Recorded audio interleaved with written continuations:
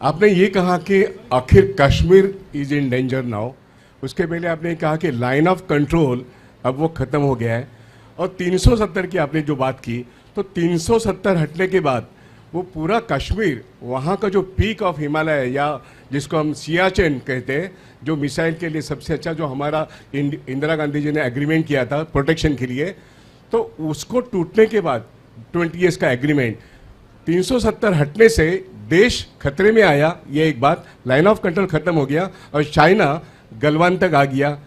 ये कितना रिस्की है, और हमारा सियाचिन वो अब हमारे हाथ में जाएगा या चाइना के हाथ में जाएगा? देखिए, अगर आप नक्शे पे कैजुअली सरसरी तौर पे नज़र मारिए, मैंने अपने दफ्तर में क्या किया है, बड़े बड़े नक्शे जो भी मिलते थे कमर्शियल, मैंने हर एक चीज़ के लगा रखे हैं, जैसे कि मैं देखता रहा हूँ दुनिया में क्या हो रहा है, इधर उधर क्या हो रहा है, दैट इज़ माई जॉब। तो आप ये देखेंगे जो सियाचिन है, it is sandwich today, because एक तो चीन, जैसे मैंने आपसे कहा था, ये हमने जब हम माने नहीं, ये आपको ये थोड़ी सी बात और बताता हूँ मैं, वेरी इंपॉर्टेंट। ये जब हमने हमारे अमित शाह जी ने कहा कि Aksai Chin is the part of Ladakh UT, उन्होंने ये बोला, और जब जिम्मेदारी ले ली शी जिनपिंग ने पाकिस्तान की भी, Xi Jinping came for the second informal summit with prime minister Modi in Chennai Mahabalipuram in October 2019। और जो एक खास बात शी जिनपिंग ने रिक्वेस्ट करी प्राइम मिनिस्टर से, जिसको हमारी मीडिया ने बताया ही नहीं, जो कि हिंदू का जो कॉरेस्पॉन्डेंट था चाइना में, उसने लिखा, मैंने वहाँ से देखा, वोंग ही फॉरेन मिनिस्टर था, who was part of that second informal summit. Xi Jinping told prime minister Modi that if you want peace in South Asia, you have to look at the triangular peace between China, Pakistan and India. अच्छा, वो piece कैसे हो सकती है? China के साथ piece का मतलब ये था हिंदुस्तान की कि आप वो अक्षय चिन्ह को वहाँ से हटाइए, और पाकिस्तान का मतलब ये था कि आप कश्मीर में बातचीत शुरू करिए। हमने उसको नज़रअंदाज कर दिया। Only after that April 2020 May, because you did not take their request of Akshay Chin, consideration of Akshay Chin seriously at all, you dismissed it. They came in East Ladakh, and today they are sitting at most places close to their November 1959 line.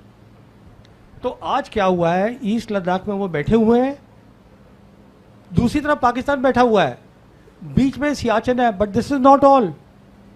Siachen में हमारी oil pipelines हैं, हमारे जो लड़के हैं, they are sitting at passes like Siala, Bilafondla, they are 15,000 feet, उसमें बैठे हैं लड़के। तो वो kerosene is the life line, उसकी पूरी विजिबिलिटी चाइनीज को है। तो वो जिस दिन करेंगे कश्मीर की बात, पहले वहीं से शुरू होगी।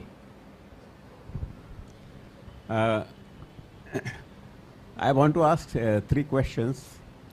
Sir, I'm really sorry to interrupt you, but just ask one question because there are many other people who want to. These are all related questions. I understand that, sir, but we'll come to that.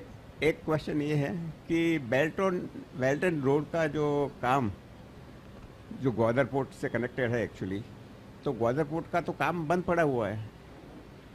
एक question वो है। दूसरा, Imran Khan was removed on because Americans wanted him to be removed. तो Americans का उनके ऊपर अभी भी छाया हुआ है अपने। तो to what extent Pakistan is aligned with America और and China actually. Agar it comes to a situation where they have to take sides, on which side will they go actually? और तीसरा क्वेश्चन जो है रिलेटेड है कि ये जो UAVs का जो रशिया और उसमें जो इस्तेमाल हुआ है दोनों साइड से एक्चुअली, हैज़ इट चेंज? क्योंकि अभी सैटेलाइट का रोल उसमें कुछ कम हो गया है उसमें। अच्छा, has it affected the satellite? I've got your questions. Now let me start with the first one very quickly. You know perhaps you have missed a very important news. वो news ये है कि last year I think it was November और October the Chinese prime minister Li Keqiang and the Pakistan Prime Minister, they inaugurated the Gwadar airport together. And perhaps you missed the news that they have laid a submarine cable from Gwadar to the east coast of Africa and that goes to Europe. कहने का मतलब ये है, after operation सिंदूर profile बढ़ गई है पाकिस्तान की, China की डोमिनेंस साउथ एशिया में बढ़ गई है. कहने का मतलब ये है, अगर पाकिस्तान आज अपनी गवर्नेंस ठीक कर ले, this is a big if, this is their internal problem. Balochistan is not a military problem. If they can get their governance correct, and that is what the Chinese have been telling them for a long time, then their geopolitics आप देखिए कहाँ जा रही है. आप वहाँ से खड़े होके ग्वादार से you see the entire West Asia, what they call Middle East, you see the Central Asian republics, और कश्मीर जो है अगर आप ध्यान से देखिएगा तो वो सेंट्रल एशियन रिपब्लिक्स के साथ लैंडलॉक्ड है. तो इंडिया को तो वो स्ट्रेटेजिकली बिल्कुल अलग कर सकते हैं. That is the answer to your first question. Second question आपका पॉलिटिकल है, मैं पॉलिटिकल सवालों के जवाब नहीं देता. थर्ड क्वेश्चन आपका है यूएवीज के ऊपर. देखिए यूएवीज का अलग रोल है, सैटेलाइट का अलग रोल है. They are not aligned, you know, they are entirely different. In fact, the future of UAV is artificial intelligence in UAVs where, अच्छा आपको एक और बात बताऊं, पिछले हफ्ते President Putin has announced that we are now building a robotic army as a separate arm. तो मैंने एक किताब लिखी है, the last war, that came out in 2022, where I have shown a scenario that how the humanoid robots will be there in the battlefield. और ये सब मुकम्मल होगा in the next 2-3 years because the Chinese and the Americans today are leading in humanoid robots that along with driverless cars. And the third thing जिसको आप सोच नहीं पाएंगे, Chinese have started a new thing called low earth economy. उसका मतलब ये है कि ज़मीन से लेके और 1 किलोमीटर की हाइट तक, now they are using that for economic purposes like robo taxis, and they are saying that by 2030 this will give them $20 billion. तो देखिए ये क्या होता है टेक्नोलॉजी में, पहले आपको आइडिया चाहिए होता है, इमेजिनेशन चाहिए होती है, then you work on that. That is how you innovate. Chinese are doing it. So please. One question. Do you think suspension of Indus water? Sir mic चालू आहे, जवळ घेऊन बोला फक्त. हां हाँ. तोंड. I have just one question. Here. Do you think suspension of Indus water treaty is a wrong decision? Sorry, do I think what? Suspension of Indus water treaty is a wrong decision, do you think? No, we haven't suspended it. We have put in abeyance. That basically means that the data will not be shared between the two countries. So they will not have the forewarning. Because देखिए Pakistan is a agriculture economy, कि वो drought होगा कि floods आ जाएंगे वहाँ पर. If there is no exchange of data, official उनको नहीं बता रहे, हम नहीं बता रहे, plus we are threatening them कि हम अपने रिजर्वॉयर्स बना लेंगे. वो आप कुछ नहीं बनाएंगे because they take time and investments, और तब तक चाइनीज़ विल कम इन. तो हमने बेसिकली जो किया है, it doesn't go well with our profile of wanting to become a major power. ये छोटे मोटे मुल्क होते हैं ना, इधर उधर कुछ कर दिया types. When you are a major power, you have to think big. That's my thinking. Right. So Firoz. basically, I Firoz, think, if you can sit down because we are going live. Oh, sorry, You're coming in front. sorry. Thank you. No, I thought, okay. No, I think Lavrov coming to India for the RIC is very, very important. India needs to come back on track on the BRICS issue. G7 is not our home actually. That's one part. The second thing, you mentioned a very important term called mowing the lawn. People here may not be aware, but that's an Israeli term for what they regularly do in Gaza and the West Bank. So this Israeli mentality that is coming into our government, that is also a reason for the loss that we faced in the current Sindoor operation. We think that Pakistan is some kind of a Gaza or something. It's not true. The third element, I think we need to go beyond this term of terrorism as a central problem. It isn't for the world, because you have ISIS and Al-Qaeda ruling in Syria, and those are the terrorists that America has brought into Syria.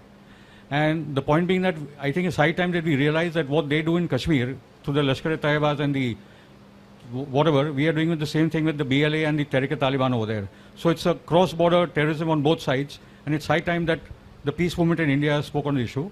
See, that's all I I like to say. request you Thank you. to ask question. No, that's all I like. Thank you. It doesn't matter. You know, I just want to make one clarification. See, Sergei Lavrov is not coming for RIC alone. In my assessment, he is coming for the coming visit of President Putin. President Putin is supposed to this year, because we have this agreement that there's a summit meeting alternate, you know, in Moscow and India, in Delhi. So it's President Putin who's supposed to come here, and plus, of course, he's coming here to resolve other issues. In my estimation, the two big issues are that India needs more of S-400s, India needs more of BrahMos technology, and India needs to, and the Russians need to hear from the Indians about the de-dollarization move that is going on in BRICS. Because as I said, the BRICS summit is there on the 6th-7th July. So, isme already the proposal has gone from the Indian side, and the proposal is that we are open to the idea of the digital trade, because हमारा जो UPI है इसको हम बढ़ा सकते हैं. तो अब वो कितना दूसरी कंट्रीज़ को एक्सेप्टेबल होगा नहीं होगा, that we will see. That is our proposal. That is the best that we are able to for the time being, unless we retract. I don't know, because there is still time to do that. So वो मुझे मालूम नहीं है. और जहाँ तक G7 का सवाल है, देखिए हम G7 के मेंबर नहीं हैं, एंड अगेन यहाँ पर एक हाइप बनाई जा रही है.